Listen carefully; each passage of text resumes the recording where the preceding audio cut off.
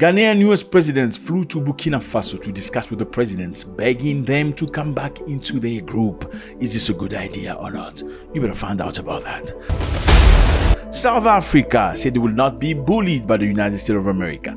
They are not afraid. They are not scared. They're going to stand ground. You need to find out about that.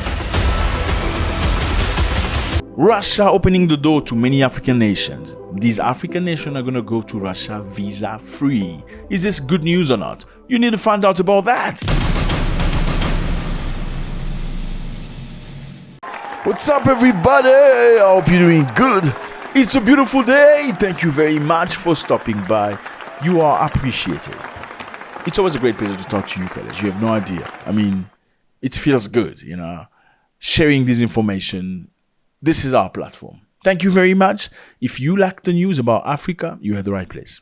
You want to know about Uganda, Nigeria, Tanzania, Africa, South Africa, Namibia, you're at the right place. Don't go anywhere else. Stay here. First of all, you need to subscribe, right? YouTube see that a lot of you watch videos, but you're not subscribed. Please do subscribe. So, we're here. Ghanaian President John Dramani Mahama. This is a brand new president. Well, he used to be president in the past, but he's back now. He paid a visit to Burkina Faso, Mali, and Niger. Or in fact, he replaced this president right here. He was a very well-spoken president. You know, he spoke very different kind of English. But he didn't like Burkina Faso, Niger, and Mali very much. Why? Because for him, they did not come to power appropriately. They should have come via democracy, which means elections. But these three countries, what they have in common is that they toppled their president to take over the power. So the brand new president is more accepting. So he took a flight to pay a visit to Burkina Faso, Mali, and Niger for bilateral talks as part of an effort to convince the leaders of the three neighboring countries to reconsider their exit from the West African bloc. Okay, give you context. You see these three countries, Mali, Burkina Faso, and Niger, they are friends. Actually, they're brothers. You see these countries here? Look. These are ECOWAS. Now, back in time, they were all part of the same group, okay? West African nations that cooperate with each other. They talk nicely to one another. They sort of, just visa-free, or however you want to put it. However, these three countries, Mali, Burkina Faso, and Niger, they were not happy with the way things were run. And because they were not happy, they said the problem is the president. Why the president? Because the president seemed to work for interest of Western nation more than work for interest of the local Africans. Therefore, they decided to topple the president one by one by one. Now, who run the country? It's the army chiefs. They run the country. And they seem to be doing a very positive work toward Africans, creating jobs, building industries, and doing all the positive things. Now, the problem is what? These other countries, you can see on the map, ECOWAS again. These are ECOWAS. These countries ask these three countries to get back into democracy system, meaning to go through elections. These three countries say, no, not yet. We're not ready. Okay, we're not ready because politicians bring trouble. We have fought hard to get back in power. Give the power to the people. If you put the politician in, they're easy to, play with. They give them some money coming from Germany, from America, and they start doing the same thing they were doing over and over. We don't want to go through democratic process yet. We want to stabilize our countries first, then we will do democracy. And these other countries, these ECOWAS, were angry. Why they were angry? Because these presidents, most of them in these countries, are dictators. They want to stay there forever in most cases, even though they organize bogus elections, false election where they always win. But they did not like the fact that these youngsters or these other military guys were actually working for the interest of the people. Now, those countries threatened Niger. This is Niger. This is the actual president of Niger. Now, the president before him, Mohamed Bazoum, he was the president. Now, these countries, ECOWAS, say we are ready to go and topple the new government in Niger and reinstate the previous government of Mohamed Bazoum. Okay, so when we were fighting against terrorism in Niger, you did not come together. When we were fighting against terrorism in Mali and Burkina Faso, you did not come together. Only when we decide to topple our president and get the power back within our hand, now you're ready to come together with logistics and money. All these countries came together, ready to go and attack. We are ready to go anytime the order is given.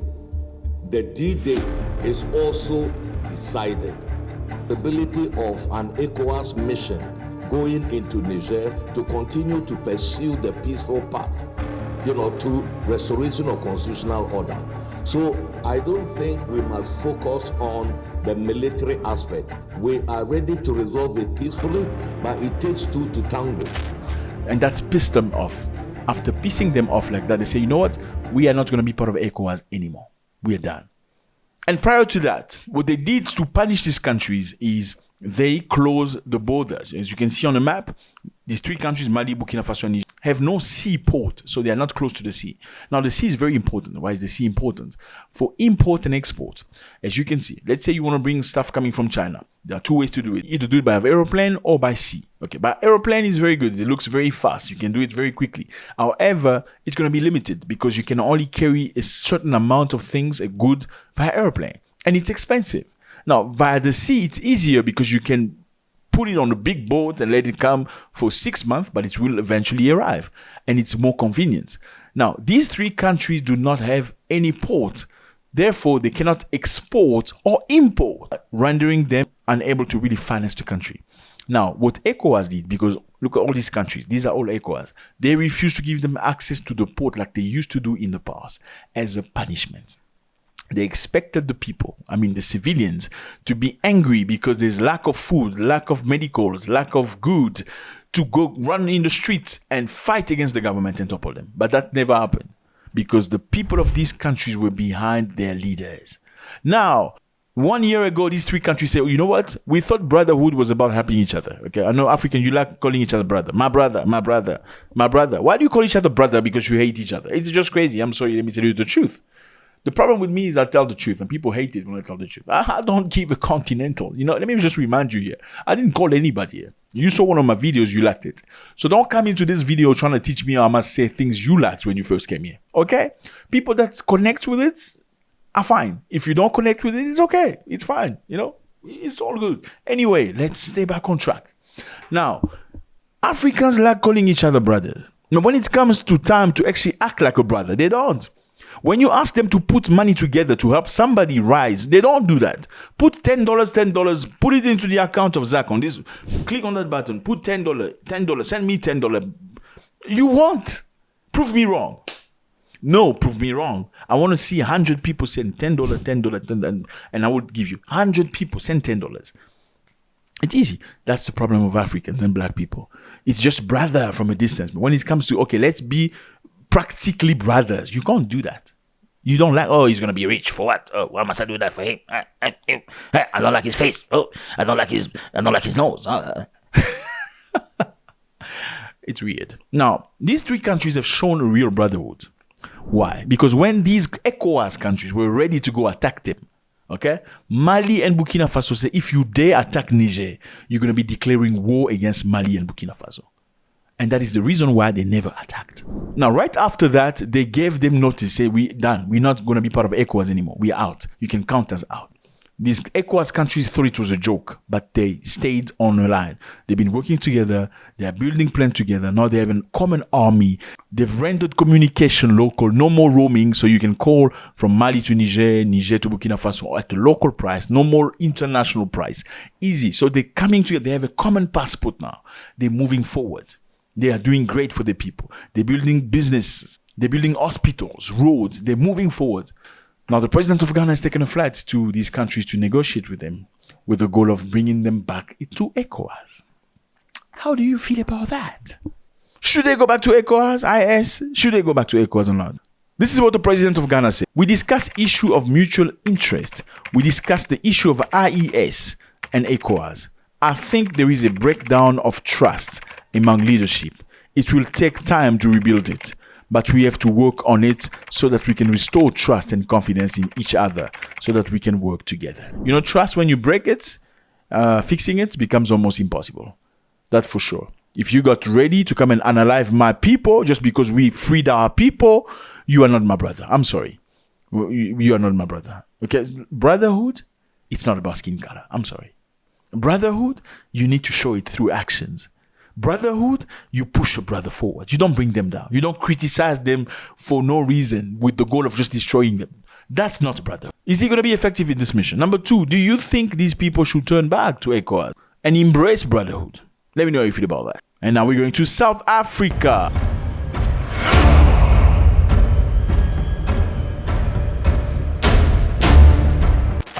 fellas, South Africa. Here's a map. Beautiful place, lovely people. You need to see the map because a lot of people don't know geography. There's absolutely nothing wrong with that. That's why we got you, right? Look at Africa. This is the entirety of this is South Africa. Beautiful place. You'll find Zulus, Xhosas, Tswana, Sotho, Ndebele, you name it, Vendas. Yeah, these are all different tribes in South Africa. Okay, now, not all South Africans are Zulu. I know many people think all South Africans are Zulu. No, there are many South Africans from different places.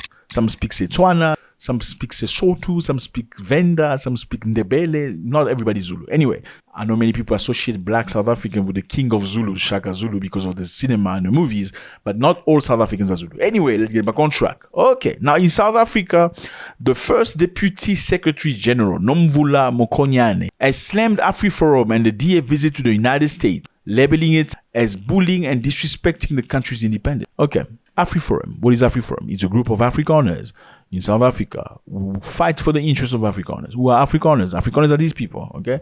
They're generally farmers. They are white people that came from Europe. Some of them of German descent, some of French descent, and many other more, okay? They came to Africa with the goal of staying. They did not come to Africa with the goal of looting. So, as opposed to many other white people in other side of Africa, Afrikaners came to Africa to stay. Other white people such as French, British, German came to Africa to steal and go back to Europe. Afrikaners went to Africa with the goal of conquering and staying, creating new homes. I mean, that was the goal. They stayed in Africa, they had a long story, they fought with each other, they took over the land, they were superior with the weapons and stuff, and many black people were under the shackle of suffering under Afrikaners. Unfortunately, it's a very sad situation. In 1913, they took most of the land in South Africa. Okay, no black people was allowed to buy any more land. It was only the land for Afrikaners.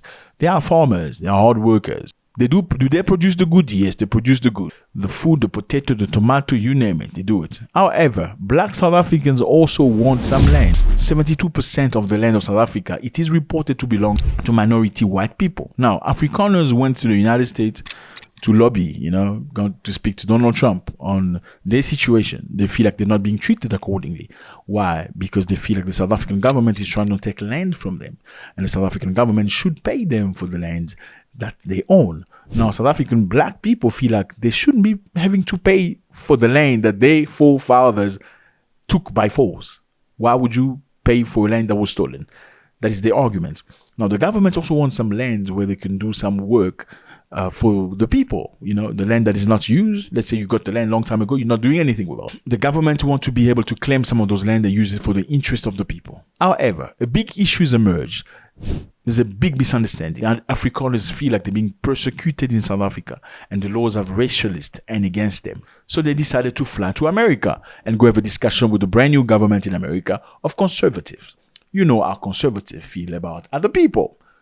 Nothing wrong, but you already know. However, Donald Trump went straight on and sanctioned South Africa after a very short investigation, saying South Africa is doing something really, really bad, taking land from the people.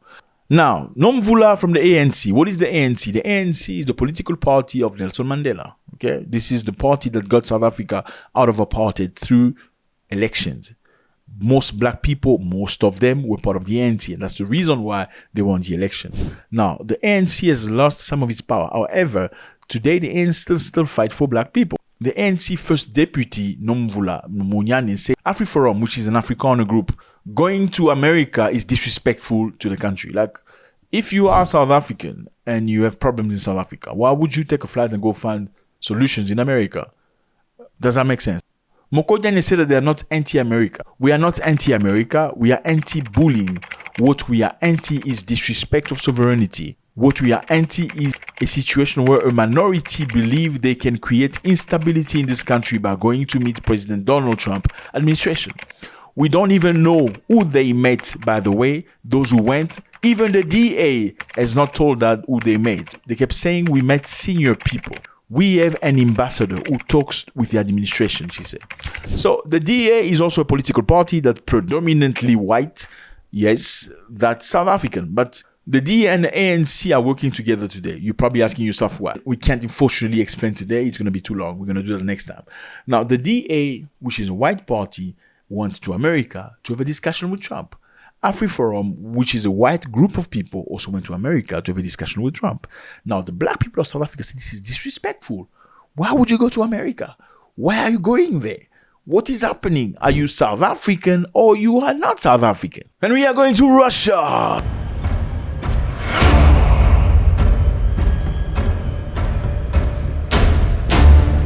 Yes, friends, Russia.